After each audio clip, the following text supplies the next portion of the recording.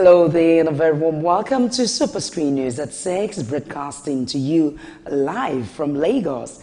I am Adenike Oweye Ajiboye. The federal government says the ongoing search for the 110 girls who were abducted from the government Girls Science and Technical College Zapchi in Yobe State had been extended to the neighboring countries. The Minister of Information and Culture, Lai Mohammed, who disclosed this, said the Chief of Defense Staff, Abayomi Olunishakin, the Chief of Naval Staff, Vice Admiral Ibok Ete Ekwe Ibas, the Chief of Army Staff, Lieutenant General Tikro Bertai, and the Director General of the Department of State Services, DSS, Lawal Daura, have moved to the northeast to speed up the search for the girls. The military chiefs joined the Chief of Air Staff, Marshal Abubakar, who had earlier relocated to the northeast, and the National Security Advisor, Major General Babagana Munguno, retired, who had also visited the theater. You will recall that the federal government had set up a panel to unravel the circumstances surrounding the girls' abduction. In a related development, the Jamal Atul Nasrul Islam JNI, under the leadership of the Sultan of Sokoto Saad Abubakar III, had condemned the federal government and security agencies for the handling of the abduction of the 110 Dapchi girls. The group said the abduction of the girls is the most potent action to frustrate the girl child education. The Secretary General of the JNI, Abubakar Khalid Aliyu, who said in Kaduna that a competent government would have sanctioned those implicated in the Dapchi girls' travails. You will recall that the school was attacked on February 9, 2018, where 110 girls have been declared missing. The National Emergency Management Agency, NEMA, says 3 aid workers have been killed, with 1 missing, those suspected to be abducted in the Boko Haram attack in Ran, Borno State. The aid workers were killed when the terrorists struck at camp housing internally displaced persons, IDPs. Many of the IDPs were said to be injured in the attack. 8 soldiers were also alleged to have been killed in the attack, but there was no immediate official confirmation. Report, however, says the injured and missing are women, maintaining that all those involved are also Nigerians. Meanwhile, the United Nations has condemned the killing of 3 aid workers by Boko Haram terrorists in Rantown, Borno State, northeast Nigeria. Reacting to the killing in a statement, the United Nations Humanitarian Coordinator in Nigeria, Edward Callum, urged the federal government to ensure the attackers are brought to book. Report says 2 deceased aid workers were contractors with the International Organization for Migration, working as coordinators in the camp for 55,000 IDPs who have fled their homes as a result of the insurgency. The other deceased aid worker was a medical doctor employed as a third-party consultant with UNICEF. The UN was also worried about other civilians who may have been injured or killed in the attack, noting that the crisis seemed not to be ending soon. Away from that, the Supreme Court has ordered the High Court of the Federal Capital Territory in Maitama, Abuja, to give an accelerated hearing to the trial of a former National Security Advisor, Colonel Sambo Dasuki, retired.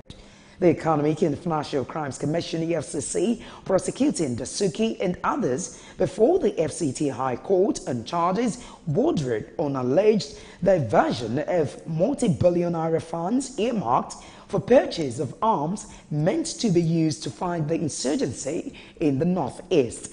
The 5-man panel of the Apex Court, headed by Justice Datijo Mohammed, noted in a judgment on 2 separate appeals by Dasuki that the trial, initiated in 2015, had been frustrated at the FCT High Court by various interlocutory applications and appeals. And now 24 hours after operatives of the Special Anti-Robbery Squad were deployed to lay siege on an Abuja court in a botched attempt to arrest Dino Malai, the force headquarters has failed to offer any explanation for their move. The police have drafted a contingent of well-armed police officers to apprehend Malai at the Maitama Division of the High Court of the Federal Capital Territory shortly after the Kogi State Senator was granted bail in an unrelated perjury case. Malai was arraigned by the police on allegations that he provided false information to investigators in an attempt to indict a senior official of Kogi State government. He was granted a 100,000 naira bail with 2 shutters. Efforts to learn the official reasons why police are after Malai have been rebuffed by the police. And now talking politics. 3 former ministers are leading an evacuation of top members of the People's Democratic Party, PDP, to a new party after efforts to heal the wounds of the last national convention of the party hit the rock. They are the former Information Minister, Jerry Ghana, the former Education Minister, Tunde Adeniro, and former Niger Delta Minister, Godsday Orubebe. These top PDP members are moving to the Social Democratic Party, SDP, which is merging with the People's Redemption Party, PRP, People's Salvation Party, PSP, to form a formidable party ahead of next year's elections. Reporter however says more chieftains of the party are expected to join them.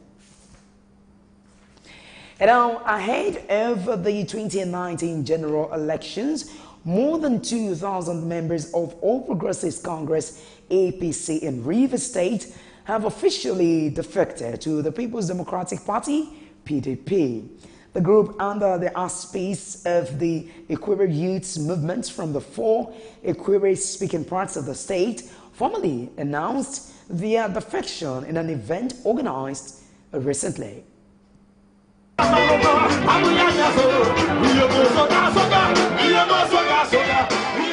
Members of the Inquiry Youth Movement, which cuts across Inquiry, Emuha, Obiam, Akwa, and Port Harcourt local government areas, accused the ruling All Progressive Congress, APC, of marginalizing them as they made their defection to the opposition party official.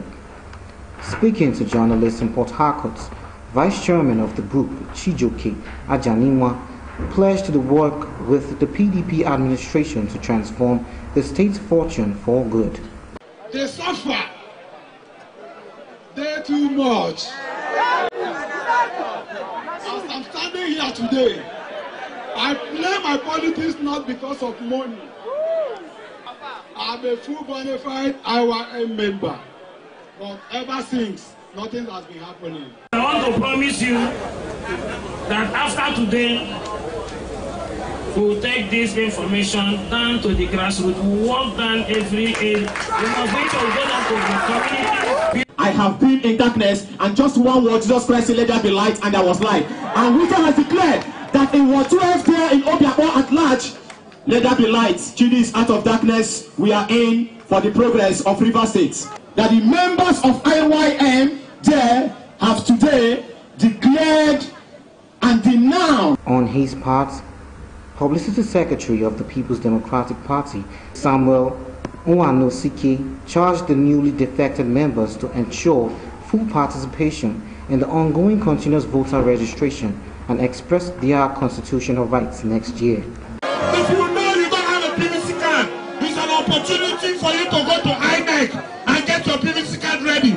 Because come 2019, we will use our PVC cards to vote out all APC candidates. What you have done today with your leaders, Chijoke and Cole, you have sent a message not made by man, it's made by God. The leadership of Chief Barrister Nyesom Wike is made by God. And that is why the dividend today is very obvious for all to see. You have come, get prepared to continue the struggle. The leaders of the People's Democratic Party in the states assured the new members of equal opportunities in the party. Coordinator of Kwara Rescue Alliance, Abdul Salam Ibrahim, says 70 political youth groups in Kwara State had formed an alliance to unseat the Senate President and political leader of the All Progressives Congress in the state, Bukola Saraki, due to alleged bad governance and misrule. Ibrahim said residents of the state are yet to enjoy dividends of democracy as they should under the Saraki dynasty, adding that there is a need to liberate the people from misrule. He also said the group was also poised to unseat Saraki's loyalists and cronies in the state's governance. Ibrahim will disclose this to journalists, also accused the Governor Abdul Fattah Ahmed-led government of ineptitude and lack of commitment to the welfare of the residents of the state. He stressed that the alliance was to reposition the opposition and make it more vibrant so that there would be a change of government in 2019.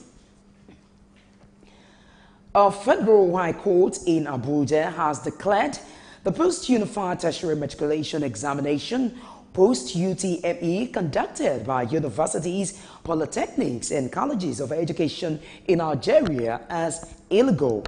The court said there was no extant law authorizing such exercise. Reports say the court held that only the Joint Admissions and Matriculations Board (JAM) could conduct matriculation examinations and gave admissions into tertiary institutions by virtue of Section 5, Subsection 1, Subsection 2 of the JAM Act. In the judgment delivered in a suit filed by the Legal Defense and Assistance Project (LEDA) against JAM, the Minister of Education and the National Universities Commission (NUC), Justice John Soho, said that the defendants have no power to allow or direct tertiary institutions to conduct further screening of candidates after they are taken the UTME. Interesting judgment, you would say. Well, you're still watching SuperScreen News at 6. We'll take a short break here, and while we return, we'll bring you business news. Do stay.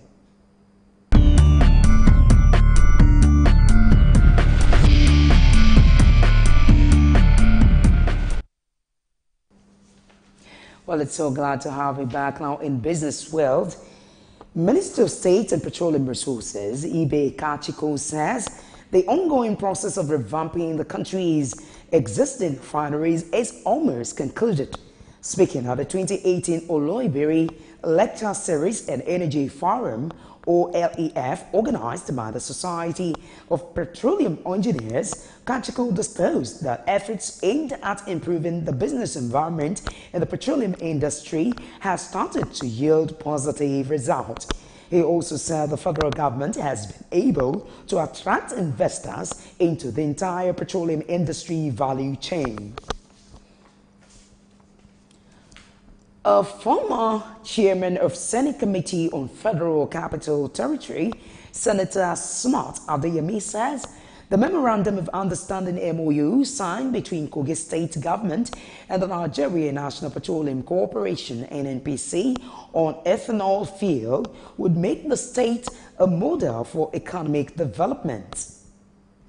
Adeyemi said that apart from providing jobs to more than 2 million people, the partnership, which will result in the construction of a refinery in the state, would make Kogi less dependent on federal allocation.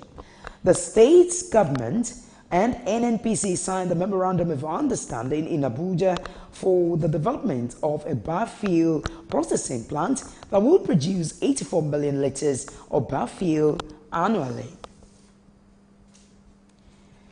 The House of Representatives has passed a vote of no confidence on the Minister of Mines and Steel, Kayode Afayemi, and the Minister of State, Bawa Buhari, for shunning each sectoral debate.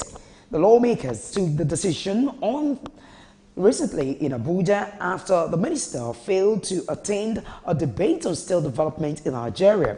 The decision followed the mission meet by the leader of the House, Femi Gbadabiamila, during a plenary session at the lower chamber of the National Assembly in the nation's capital. I want you to imagine what would have been the outcome today in Nigeria if we had completed this plan 34 years ago as originally planned. Also imagine if there's any nation on this earth that will sink more than $5.1 billion of its hard-earned money on any project and simply walk away from it when it is 98% completed. Could this be national sabotage, or have we been bewitched by some powerful sorcerers? Mr. Speaker, I want to say that the challenges we have in the economy needs a lot of interventions. And this is one apparent intervention that you brought for us to save this nation from an economic quagmire. Mr. Speaker, if this matter is looked into, if this issue is addressed, an infrastructure that was built in the last 36 years, and at that time, this infrastructure is 98% completion. What we just require now is 2% to complete this infrastructure that will impact positively on the GDP of the nation. It's an infrastructure that when completed by this 2% will also impact positively on our foreign reserve. An infrastructure that will create millions and thousands and millions of jobs for our jobless Nigerians. And here we are, people acting in authority. Here we are, people taking the opportunity of democratic process in the name of ministers, undermining our sanctity as the representative of the people of Nigeria. They equally passed the vote of no confidence on the Minister of State for Solid Minerals Development, Abubakar Buhari, who was also absent at the gathering. The added discovery just now that the sole administrator of Ajaokuta who was invited was also instructed not to come. It appears that there has been a total boycott, which you refer to, you used that word twice in your letter to them, of the House's invitation. I now move the second leg, Mr. Speaker. Based on the facts apparent to this House, that this House does move a motion of no confidence on the two ministers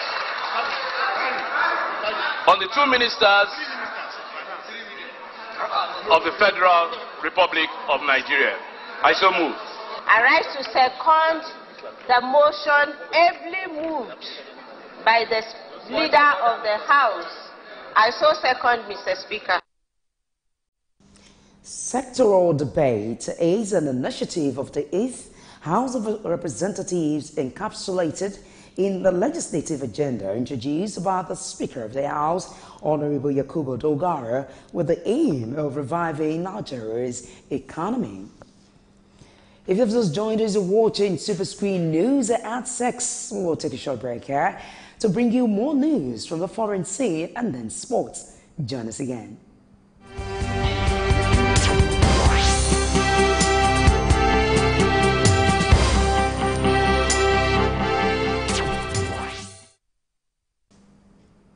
Well, many thanks for staying with us now in international news.